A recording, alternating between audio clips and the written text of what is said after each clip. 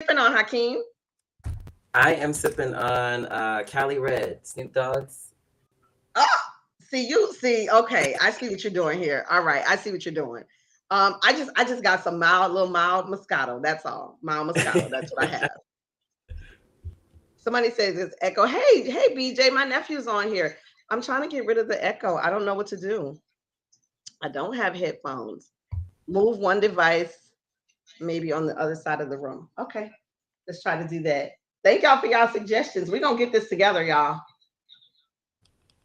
Does that help? Let me know if that helps. We are live on Facebook. We are live on YouTube. Can you hear me okay, Hakeem? Yes, I hear you good. Awesome. Erica's telling me what to do. She said, turn your volume down on your other devices if that's what you're using to go live. I did. I tried to turn it all the way down, but it's not. Oh, hold on. Let's see. Give me a second. Y'all bear with me. Y'all should be getting y'all wine and everything and getting your questions. And I'm trying to turn it all the way down.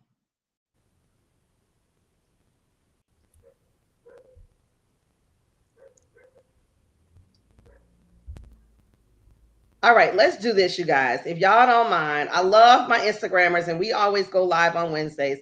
But you guys do me a favor here and we're going to try something out. I'm going to give everybody, if you guys could go to YouTube or go to Facebook, and because I don't want you to miss this exciting conversation. You guys know I'm always here on Wednesdays on the Instagram. So do me a favor tonight till we figure this out. Let's get off of Instagram. Go to YouTube. I'm at Lakara in the Afterlife on YouTube, and Dr. Lakara with a Gift on Facebook. Oh, somebody said I did it. Is it working now? Come on, y'all. Let me know if it's working here. Bishop says we did it on here. Let's see. Okay. Erica says that sounds a lot better. Keep it like that. Okay. All right. You guys say we did it. We'll try to keep going with it then.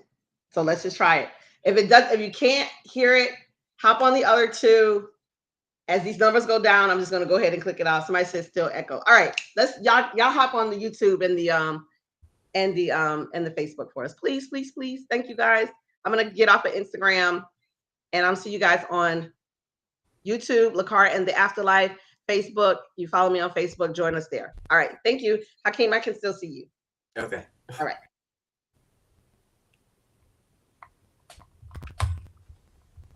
All right. We'll figure it out. All right. So we are here. We have Hakim. I'm going to mess it up. Just tell me the last name. I'm going to mess it up. I feel it in my spirit that I'm about to mess it up. Asadi. Okay, Hakim Asadi, great friend of mine. I never have to say his last name, right?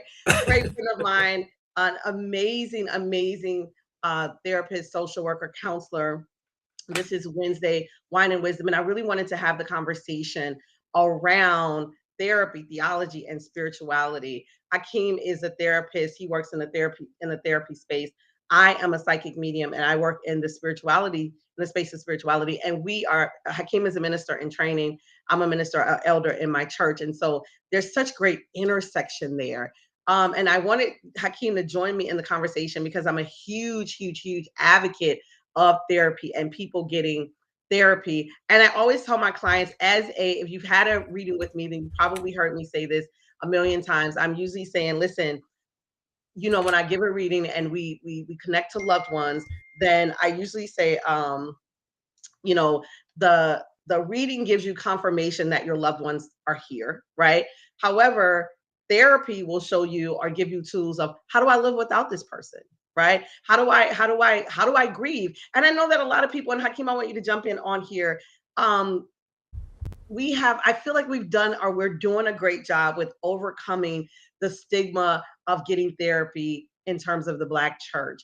And now, of course, there's still stigma around mediums and psychics and tarot readers, astrologers. Where do you stand on all of this? I stand with it. I stand with it because I learned, having left the church, I had to go on my own quest. And I think this is where I had to unlearn a lot of the teaching that everything else was wrong.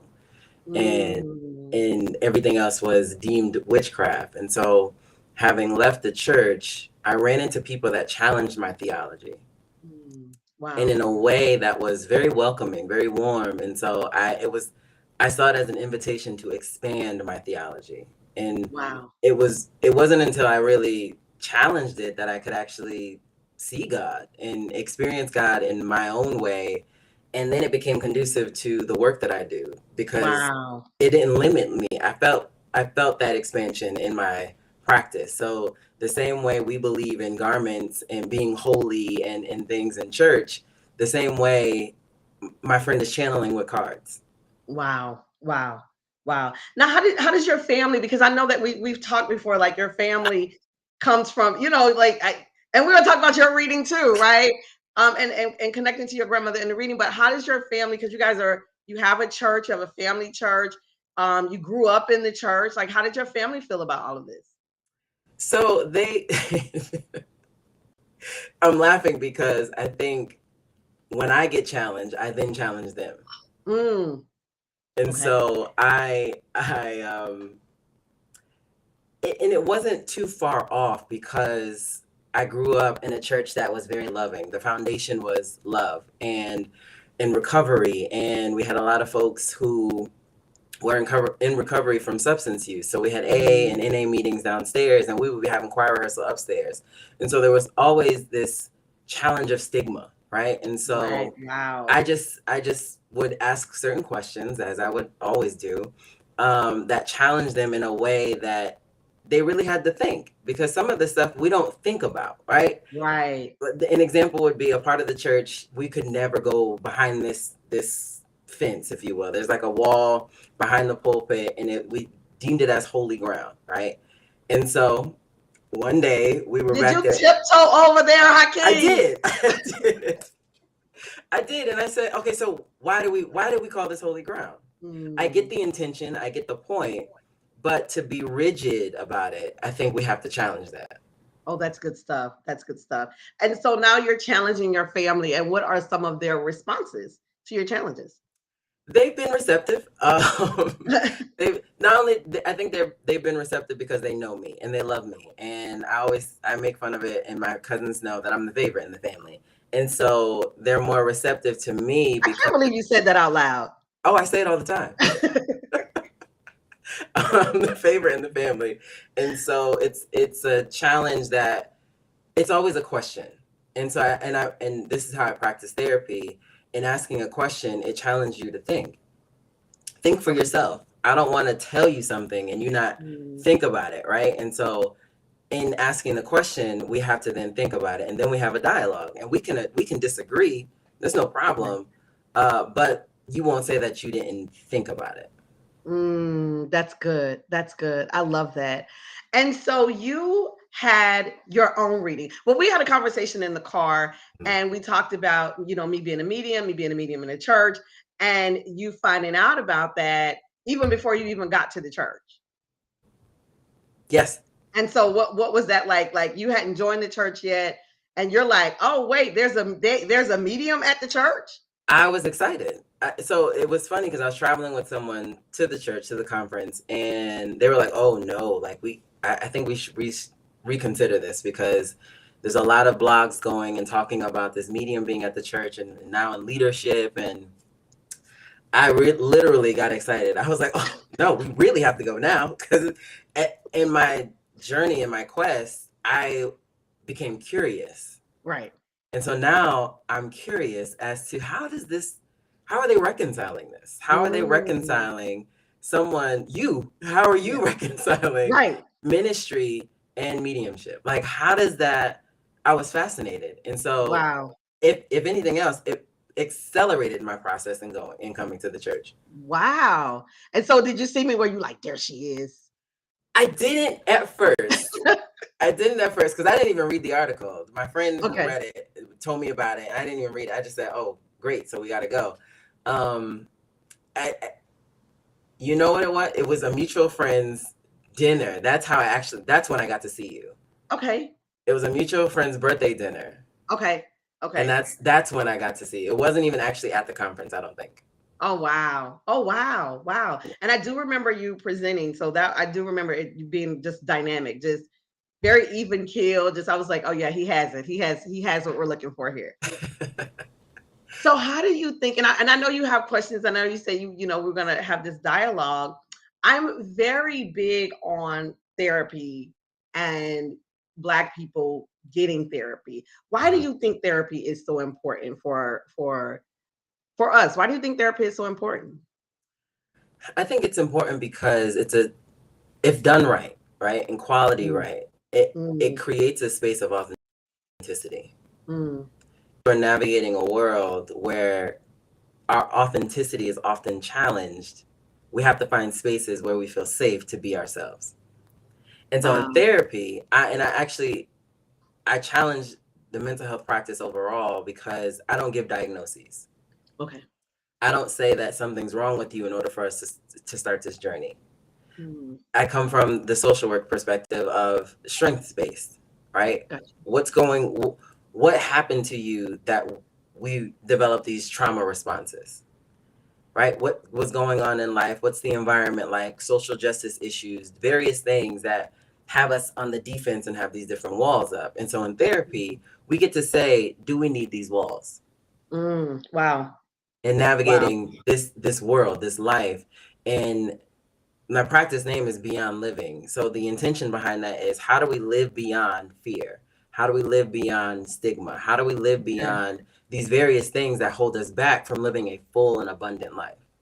That is so good. And so we think about like so that this whole conversation is therapy, theology, and spirituality.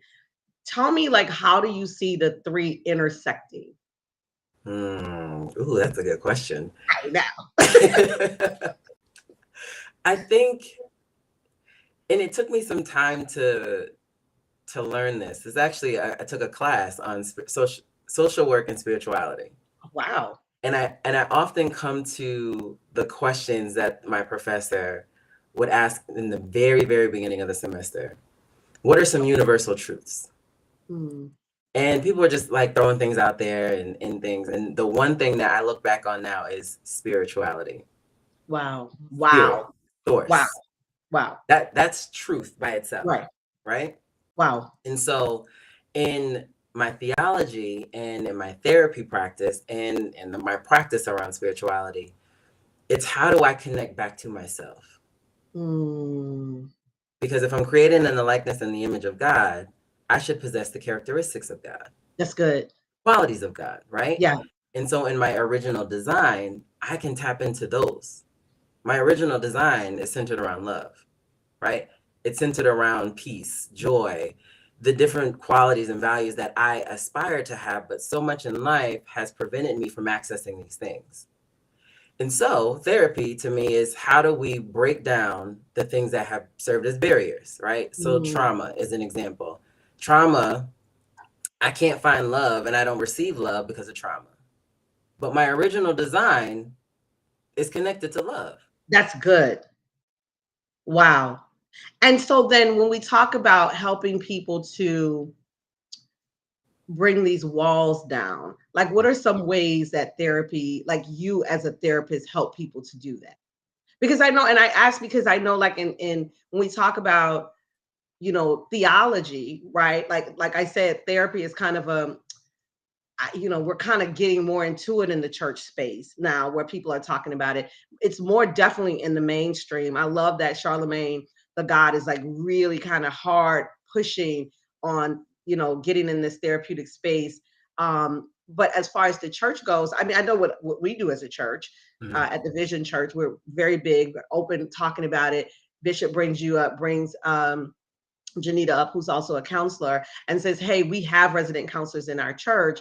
What are some of the barriers that you find, or some of the ways that you connect with your clients to say this is what we can do here?" Mm. So the barriers that I find is the rigidity around the teachings. So Okay. because it and it's interesting because with us, right? Our our grandparents and our parents, we hold them in such high regard. To Yes. challenge what they taught us is ultimately, we think about it challenging them. Yeah. And so we can't do You're that. talking good, brother. So when we do that, it's almost like a sign of disrespect, and it's not, right? And so how do we create a space of authenticity? What do you really believe? Okay. What do you really consider true? And in a way, it speaks to you connecting back to yourself, like those random thoughts that you had as a kid, right? Those Wow. random thoughts that you had around Jesus, spirit, source, the questions that you had that you didn't feel like you can answer or ask the question. We create a space where you can ask the question. I don't even have to have the answer, but the fact that you have agency to then ask the question gives you Gotcha. power. Gotcha. Wow. Wow. That is good stuff. And what do you find? Well, let's talk about your own journey, right? Your own journey with you find out there's a medium at the church. You come to the church and it's like, you got your therapy piece, got your theology piece, and now spirituality piece, right? And you kind of bought your own spirituality with you. Mhm. And we had our first reading, second reading. What did that do for you in terms of, did it crystallize some things for you? Did it give you some aha moments? Talk to me about that. Crystallized, liberated, confirmed, Wow. all the Wow. things, because I never, I never explored ancestry like in this way. Okay.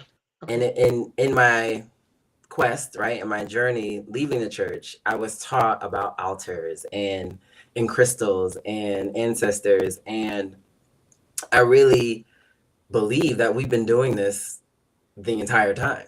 We just Yeah. call it something different. Okay. Right. And so once I made that, it was an easy reconciliation. Like, this makes perfect sense. Even when I went to being trained in Reiki, laying on of hands, we do this every Sunday. Right. We do it every Sunday. And so Every Sunday we do this. it Yes. just it just made sense to me that, and my aunt who passed away, she would always talk about healing being in her hands. Mm. And so, okay, So she's this a makes Reiki sense. master. And wasn't calling it though.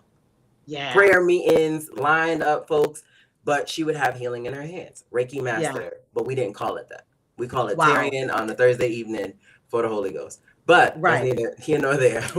Yeah. um, I was excited, and in coming to the church, I just wanted to expand in a way that brought me back to my roots. And the Okay. roots being the expression of spirituality, Gotcha. right?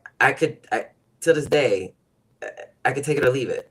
It's just a nostalgia that I get to express, like, oh, this is how we did it growing up. I Yeah. can still express it in a different way and it still be connected to spirituality and spirit and source. Wow. No, that's good stuff. That's good stuff. Um, I had so many questions on here, and I feel like you just are answering them all at one time. And so I know that for you, in one of the readings that we had, your grandmother came through. Mm. And I know that she was very impactful, not just in your life, right?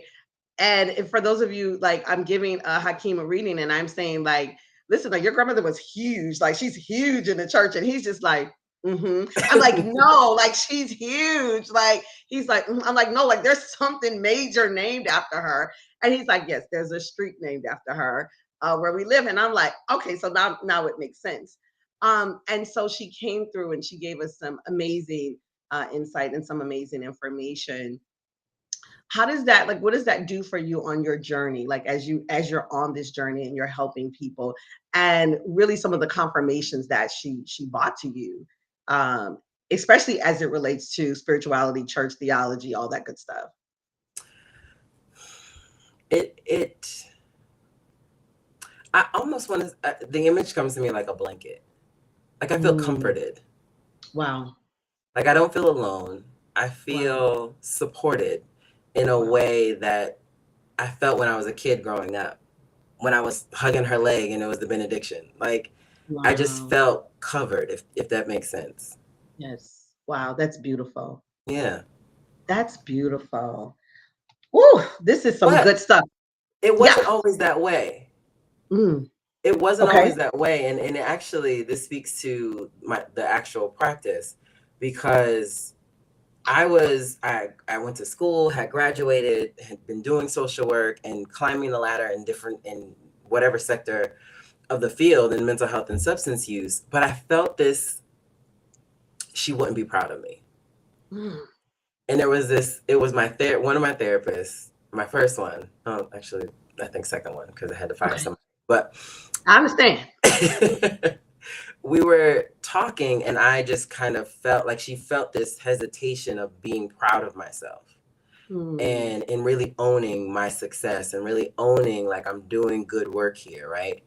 And I was like, it's because my grandmother won't be proud of me. She wouldn't be proud of me because of my sexuality.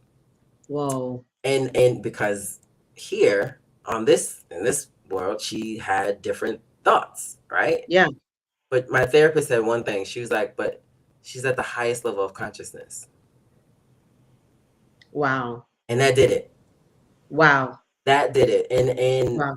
now from then on, I'm able to feel successful because it challenged the shame that I had, and it chipped away the shame that I had in a way that I didn't realize I was holding on to still Wow. because Wow. of my grandmother and who she was. And but now she's at the highest level of consciousness. It's not even. Wow. And then you have this reading and then it confirms some things for you. Yeah. Wow. Yes. That's amazing. And I really feel like for me, this is what it's all about, right? Like, this is what the work is about, that there are people who are holding on to thoughts or beliefs about things as it's connected to loved ones who may have passed, and they Mhm. don't have the closure and they don't have the peace and they don't have the thing that they need to move on. And then spirit comes through and is like, and I always say, like, I like to let spirit go first, right? So because spirit is going to be answering some of the questions before you even ask them, because spirit knows, like, at this highest level of consciousness, I see everything, I hear everything. And so spirit immediately comes through and says, hey, I'm proud of you. Mm. Right. I see you. We're talking about this, and this, things that I didn't even know, obviously, about your grandmother, to bring some confirmation there. And what did it was, don't do it the way we did it. Now that was good. Wasn't it? That was good. And I listen, I'm like, I feel hesitant to share, like, the little piece of knowledge that she gave. Is it okay if I share that? Oh yeah. Yeah. Not now, and I thought this was so huge. And I've been telling everybody this, right? I mean, because it blew my mind, right? One thing that Hakim's grandmother came, like, in spirit form, and shared with us, because, like, she connected me with all of the things, the church and all of the good work. And she said, there's no religion in heaven. There's no religion on the other side. And it blew us both away. Like, it was like, no, you guys can do that while you're here, right? However you need to frame this and work through this and, structure your lives is fine. But there's no Christianity on this side. There's no Judaism on this side. There's no, like, the love is the only religion. Love is the religion. Like, that's it. And I think it's so interesting, because I was even meditating on that today, when Jesus is talking about the commandment, and the greatest commandment being what? To Love. love. Like, and if we're supposed to be doing on earth as it is in heaven, that's it. Like, love, So love. And go ahead. you mentioned in conversation, you mentioned the difference between religion, and not even difference, but religion and spirituality, right? And so religion, you I'm sure you shared this on Instagram Live, is the narratives that we read about. Yeah. Yeah. Spirituality is us writing the narrative. Absolutely. And Yeah. so with that, I think it makes perfect sense that there isn't a particular religion. We have different stories of people's different experiences with spirit, Absolutely. right? And So that's it would be all of us writing our narratives, and everybody's is different, but at the center of it, it should be yeah. love. Yeah.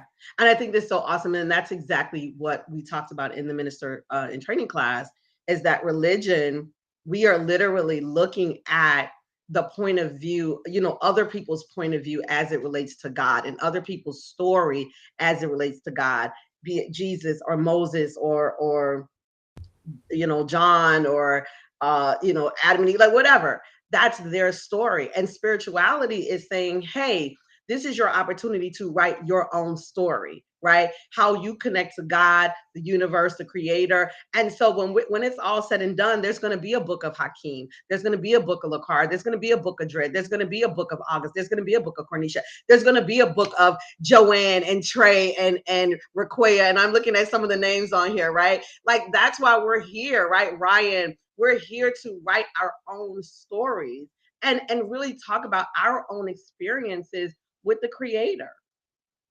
That's what this thing is all about, not just to really get stuck in, I think we can certainly take from the stories of Moses, and it's so interesting because I mean we don't even understand, like we think we understand it from a theological perspective. But listen, I talked to this guy yesterday that blew me away. This guy was talking about aliens and stuff, and I'm talking about I was completely blown away by this conversation we were having. But it's gonna be more to come on that, but just saying that there's so many things we think we know that we really don't even know. Because we're at a limited level of consciousness. Yeah. Hold on. She said, let me clean this. Give me a second here. Clean my. Hopefully that works. All right. Somebody said a book of Joanne. I know that absolutely resonated. I'm so glad for you, Joanne. That makes me happy. And so what did you have any questions for me? I feel like I done took over this and I done went into Barbara Walters mode and Oprah mode and Yana mode. What's your questions for me? Was there ever a reading that you can recall that shifted something for you? That like either confirmed something in such a strong way that it shifted or had you pivot in a way? That's good. Really, really, one of the things I certainly can say is the reading with your grandmother, right? Mm. When she said that there's no religion in heaven. Like that was so powerful to me. Like I'm telling you, anybody who would listen, I was like, okay, let me tell y'all what Spirit said, right? Like it was that was very powerful to me. And another reading I had with a young lady whose father was coming through, he said, you all keep trying to do this life perfect, and there is no perfection in this humanity. There is purpose, but there's no perfection, and that blew me away. Right, like we can stop searching or stop holding on to this idea that this thing is going to be perfect. There is no perfection, and so I tell people, we're on the spectrum of humanity, and there's so much to choose from. Mm-hmm. Perfection ain't on it though, right? Perfection is not on this spectrum. And so, but there's so much other things to choose from. But when we, and to know that the other thing too is that full and total healing won't take place until we're out of these physical bodies, right? And it comes through sometimes, but it came through yesterday. And that was another powerful pivot that I heard too, was that this woman, she said, as soon as she popped up on the screen, I said, oh, her husband is here, right? And so I'll instantly feel or kind of sense who's here, who they're here to get a reading from. And so I said, are you wanting, first of all, I acknowledged, I said, your mother's on the other side. She said, correct. I said, but your husband's also here. She says, yes. I said, but your mother was like, no, we're going to acknowledge her first, right? She's like, oh my God, I said, it's her, right? That is so her. And so the husband comes to, I said, the first thing he's saying is that he's completely healed, that he needs you to know he's completely healed. And I didn't know what he died from. I didn't know. And she just kind of takes this breath, right? And she goes, because I kept praying for him. And I thought God was going to do it on this side, right? And I said, but he's perfectly healed, is what he's saying, right? And that sometimes we're hoping for healing, or we're asked to be healed, and then we feel like God has failed us when it doesn't happen on this side. But total and complete and whole healing, will really happen when we're outside of these physical bodies. So that's a really good question. Yeah. Yeah, and I heard that in at someone's homegoing service in church, actually.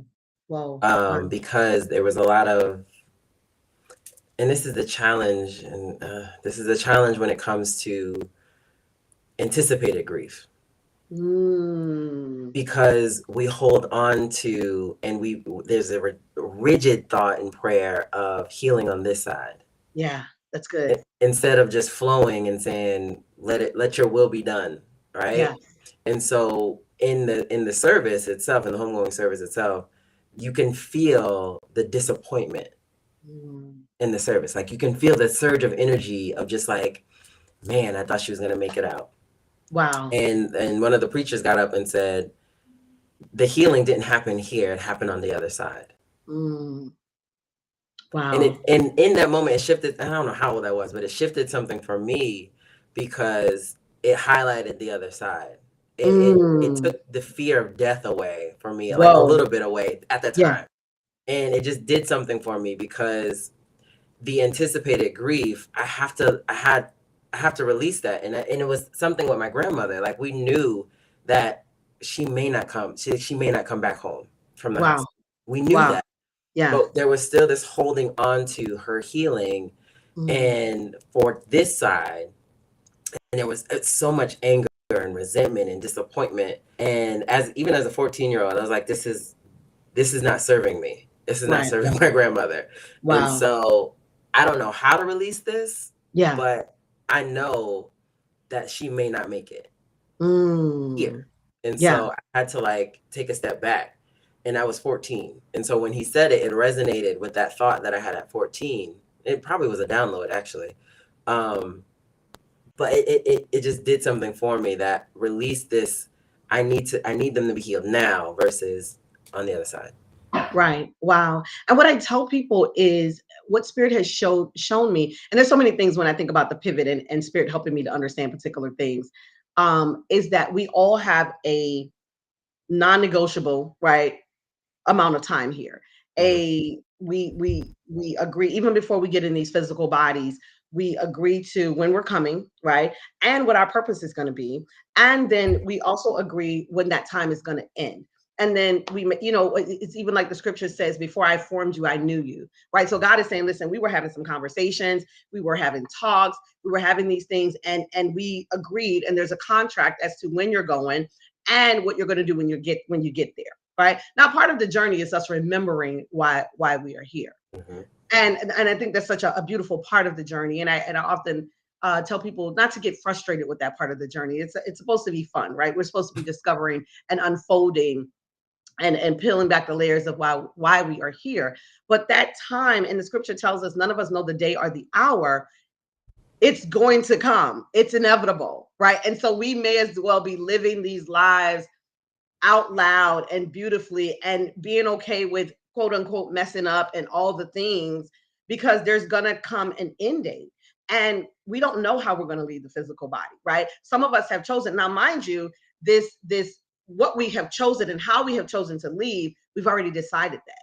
So some of us have chosen, it's going to be a stroke, it's going to be a heart attack, it's going to be cancer, it's going to be a car accident, it's going to be natural causes, right? It's going to be COVID, right? So we had a whole bunch of people deciding, a whole bunch of souls deciding before they got here, we're leaving as a collective during this time. And it's very difficult when we live in a society where death is the enemy, right? We view death as the enemy versus a door or a portal that we're all going to walk through to get to eternal life, right? We absolutely all are going to walk through that door. Sorry, I love writing like Yeah, no, go ahead. You just kicked in the therapist mode on me. You just pulled the pin out. That was, you put it in my notes, didn't you? Okay. Because I think that death is a portal, not the enemy. No, death is not the enemy. It is certainly a portal, and we're all going to walk. We're all going to walk through that portal. There's no other way. There's no other portal to get to the afterlife or to get to eternal life. Mm-hmm. And I think what impedes us in so many ways is fear. Yeah, yeah. And me walking away from, and I say that very intentionally, walking away from church, that fear wasn't there as much. Like I had a reverence for God, but I didn't fear God in a way that I was gonna go to hell kind of thing. Right. And growing up, a friend of mine, we were having a conversation and we were just like, why are we doing this? Why do we do church? And it was like, well, I don't want to go to hell. And I was like, both of us said it. And then in the instance, I was like, that doesn't sound right. Like that doesn't sound like we're supposed to be doing it because of fear of going to hell. Right. Right? Like That's good stuff. And then and I said this to Bishop Pearson in our conversation. literally when I saw the movie about his life, because I didn't know anything about his life, and I saw, how everything became completely undone because of his, his words about inclusion, and that there was, there was no hell. And of course the people were in an uproar, and the Holy Spirit was like, no, one day you're going to meet him and you're going to tell him that he's right. Right, because I've done so many of these readings and no soul has ever said that they are in hell. And I had this lady tell me my sister should be in hell because of how she did X, Y. And I was like, and as she's telling me this, Hakeem, the light around my in my office is like brightening up as I'm telling her, like, nope, there's only the light, right? There's only oneness, there's only God. And it's like spirit is like proving my point because it's my office is lit up, right? Mhm. And so regardless of what she thought or how bad she thought her sister was or treated her or whatever the case, and I know that's a difficult thing for people to hear, right? But here's the thing, we do things, and this is my belief right now. And I don't try to impose my belief on anybody. This is Lakara's belief that, one, I don't believe that we serve a loving God that would give us free will because we have free will and then punish us for any choice that we would make, right? And damn us to hell for eternity. I just don't believe that. Now, I do believe that hell is the lowest level of energy we can experience in these physical lives. I Mhm. absolutely believe that. And probably everybody on here can say at some point they have been through hell, Mhm. right? In these, and so that is an experience. And when I talk about all of these choices we have in humanity, hell being one of them, right? That most of us have gone through some level of hell in this life. That is connected to ego, that is connected to persona, that is connected to our humanity. That is not connected to, there's, I truly believe, and what spirit has shown me is that there's only love in the afterlife. There's only love. That's it. And to that same point, if we can experience the lowest energy or lowest frequency or lowest vibration, Mhm. we can also experience the highest vibration. And that is why we are here. And I believe that the contrast, right? That even experiencing the contrast that says, I experience hell and it's like, I don't like this. I don't like the way this feels at all. It I may not. want to experience something different. How do I experience something different? Now we're talking about, and that's where I believe this is where spirituality comes in. I believe this is where therapy comes in. I believe that this is where theology comes in. When we are saying, how can I experience heaven? For Yes. me, it is really about living at the highest level of authenticity.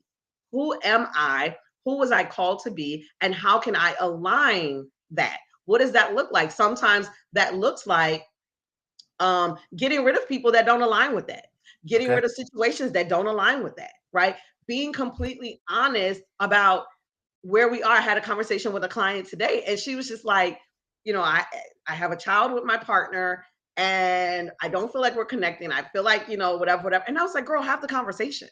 Like, just have the conversation and say, this is what this is. This is how we're living. This is what can work. This is what's not going to work. Like, why are we lying? Mhm. Right. And so speak to that for me in terms of heaven and how do we experience heaven on this side of earth. Yeah, I think having that experience is directly connected to joy. Oh, I love that. Yes. Directly connected to joy. And in sessions, we may even end on make sure you find joy this week. Be intentional about finding or even creating joy, Yes. because that's that high frequency, right? It's centered around love. It's connected to faith. It's connected to this ain't it. This will not Yeah. be it. Yeah. This week, I'm not stressing. I'm not. So let me go and be intentional about finding Yeah. joy.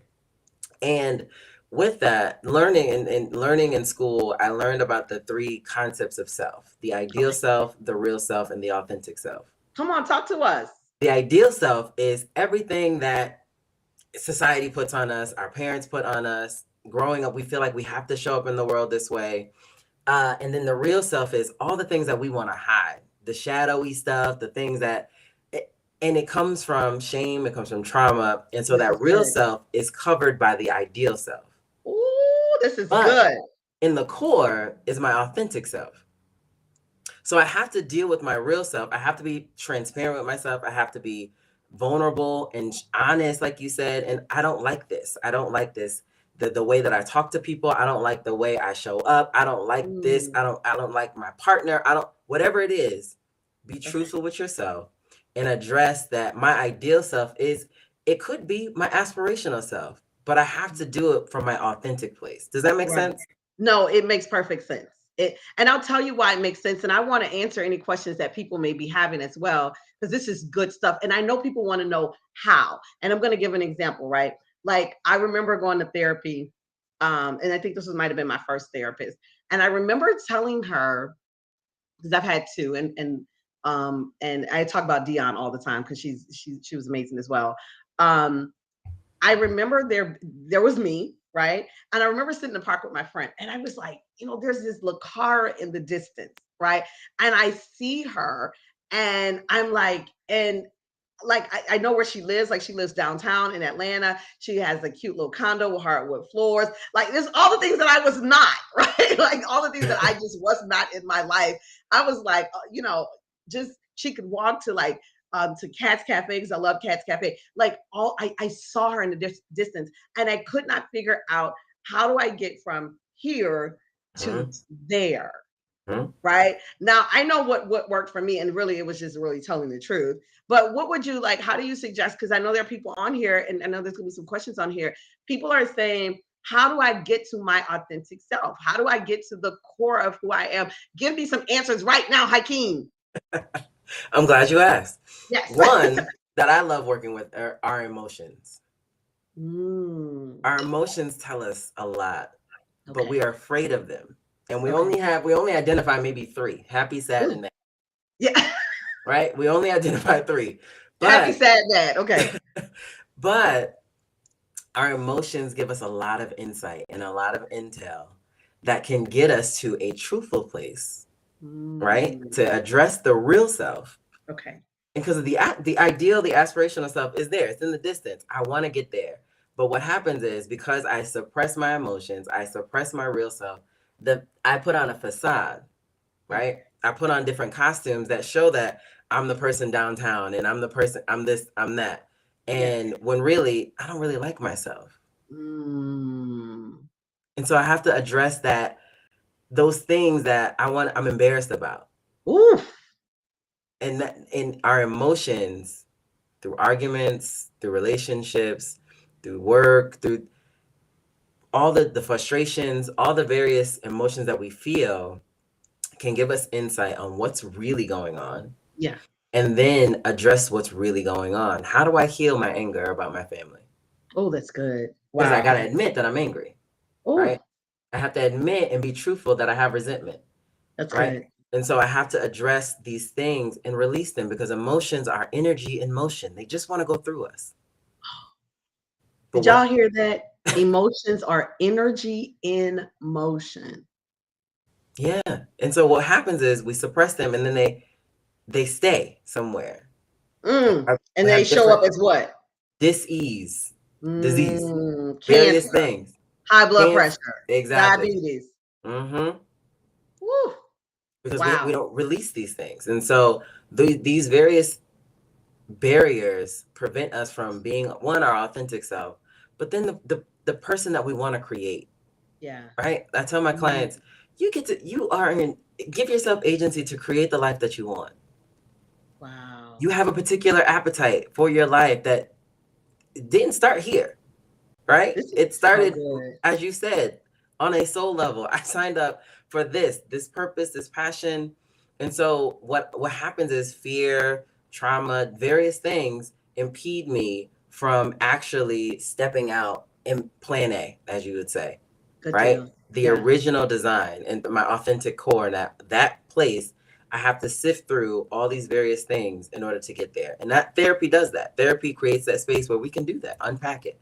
That is so good. And he mentioned the plan A, and I talked about that on Instagram, where it talked about most people are living the plan B for their life, right? I believe that God's plan for us, the universe's plan, the creator's plan is our plan A. It is the original design. But most of us, for whatever reason, that can really be addressed through therapy, spirituality, even theology, combination of all of them to get us to, because I believe that that's what happened for me, right? I believe that there was a merge of all of them, I went to therapy in 2017. And I remember the reason I wanted to go was because I felt like there were blind spots. I was like, there is a Lakara that I'm supposed to be, and I need to know how to get there. Right. I need to know how to get there. I need to know what my blind spots are. And I wanted to work with a therapist who was going to call me on my BS. And I was real about it, right? Because my background is in therapy. I have a degree in counseling. I know how to maneuver through this thing, and I need somebody that's going to be like, "How you feeling? Mad?" That's not a response, right? So, what do you say to people? And thank you guys for all you guys who are hanging in here with us. I love it. I see your comments on here. So thank you all. What do you say to people who are like, my mama said, don't take our business out of this house, right? My grandma said, you take everything to Jesus. What do you say to people, that have that response to therapy? Usually, and because I'm a little sarcastic, how's that working for you? Is it working? Yeah. And if it's not, okay, so then how do we challenge that in a way that's not disrespectful to Nana and my mom and them? Because again, we want to hold them in a high regard and with respect. And so to challenge them is like to be disrespectful, and that's not the case. And so we really talk about emotions. We really talk about that vulnerability. We talk about the things that make us human. Yeah. Right. So I love talking about emotions because we all have them, and in a way that's not threatening. Right. And so in a way that allows you to just explore. You don't need to do anything about it. Just explore that. You know what? I'm upset. Yeah. Right. And so I say, let's sit as the witness and not the judge, because often we judge ourselves for having these emotions. Let's sit as the witness and not the judge. Expound on that a little bit. Yeah. So when we sit as the judge,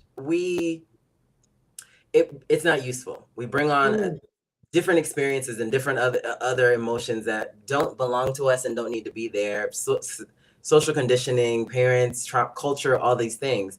And so when we sit as the witness, we can just witness it. Yeah. We can witness the experience. And I say emotional experiences because they're an experience, right? Yeah. And so if we sit as the witness, there isn't a guilty feeling about it. There isn't the shame that comes with it. There isn't any of that. And so we get to, when we sit as the witness, we're just looking at it. We're just exploring it. We're just, okay, I feel insert emotion here. And then you ask several questions about that. Okay, so how long have we been feeling this way? Okay. How long have we been feeling it? When did you realize that you were feeling this? Wow. And doing that, there isn't that tension that comes with it. There isn't that need to suppress or avoid. Because when we sit as a judge, that's that embarrassment, that's that shame. And so then we suppress and we avoid, which come naturally because that's social conditioning. Wow. And so what we're doing is in direct protest to social conditioning, but also to the things that we were taught, that we don't talk of what goes on in this house stays in this house. Yeah. And the various catchphrases that we've grown up with, we have to challenge those. That's good stuff. That's good stuff. I believe that this work is so important. I just do. I believe that all of it, right? I believe the theological part, therapeutic part, and the spirituality part. If people want them to merge, I just think it's so important. I've had therapists to send their clients to me, right? Therapists who have said, I've been working with this client for 6 months. Mom died, and they just cannot get past that. And so they'll send them and say, hey, go and see Dr. Foster. And it was so amazing to me that this was happening because my background is in therapy. And then they can go back after they have this breakthrough. Have you experienced that with anybody that maybe have had some type of, maybe it wasn't a reading, maybe it was just some type of aha moment or spiritual moment, and they've come back? But give me an example of that. For sure. So again, on the quest, I didn't create. I kind of came into the folding of a community where it wasn't church. Wow. It was readings. It was psychics. It was various people. And so I send some of my clients to my friends.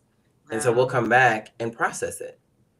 What does it mean? How does that look? what does it mean to have that confirmation? How did it feel when they said that? Yeah. Yeah. And so Wow. it allows us to unpack it in a way that isn't connected to the DSM, the manual that is Yeah. directly from mental health. And that's why I love it, because we get to practice in a unique way, right? And Mm, so much of my clients are, we talk about spirituality. That's in my consult. We're gonna talk about spirituality. I may not take you to church, but right. we're gonna talk about spirituality and how it impacts us, because what we want to do is we want to create hope, because a lot of people are hopeless. Wow. Now that's good. That's good. And with so much going on I mean, so much, Mhm. right?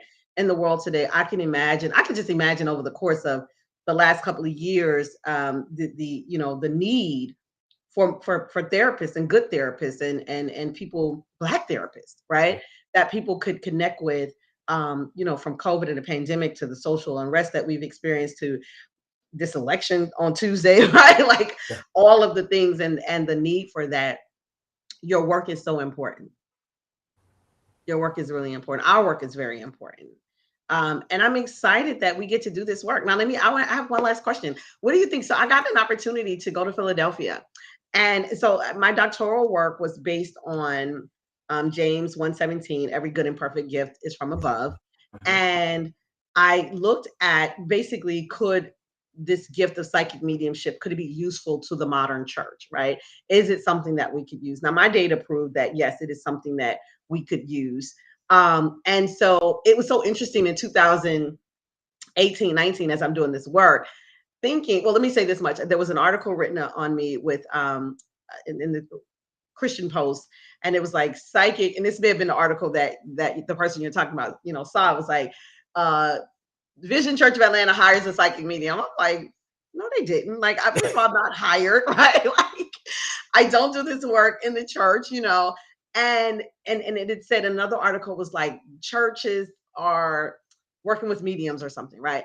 And this lady called me from NPR. And Mm. she's like, I would love to do it. And, I saw this article and the churches and the mediums. And I was like, yeah, I was like, but, I got to be honest. I was like, it was really clickbait, right? Like the title was clickbait. And the Holy Spirit convicted me in that moment and said it wasn't clickbait, it was prophetic. And I was Mm. Mm. like, I know, right? And so then I'm just like, everything that God, like God's word is not going to return void. And I get a phone call to come to Philadelphia during convocation at Bishop Gibbs Church, next level revival church. And and it's like, no, you're going to use this gift during service.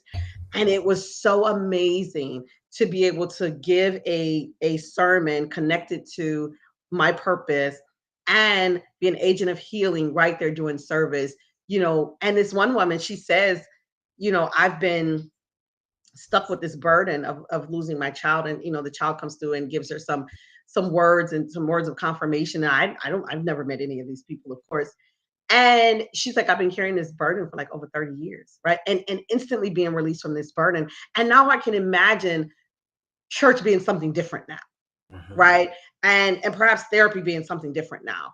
Mhm. What do you think about all of this going forward, right? Mediumship and astrology and tarot readings. What do you think about that in terms of the evolution of where we're going with this as it relates to, church and all of those good things? The first word that comes to my mind is expansion.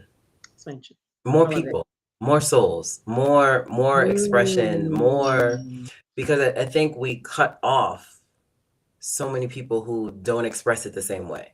Oh, And my friend, she phrased it this way: is several staircases leading to the same hallway. yes. Yes. It's And I it and I look at it and I say it's everybody. It's like when you go to college, you don't care if your friend is a business major or a poli sci major. The goal is for all of us to graduate, right? It's like university, right? right. The point is for us to connect to the universe to graduate.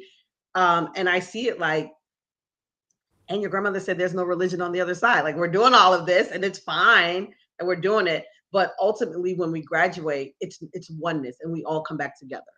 And I think the various forms of practice and expression can help with the aftercare.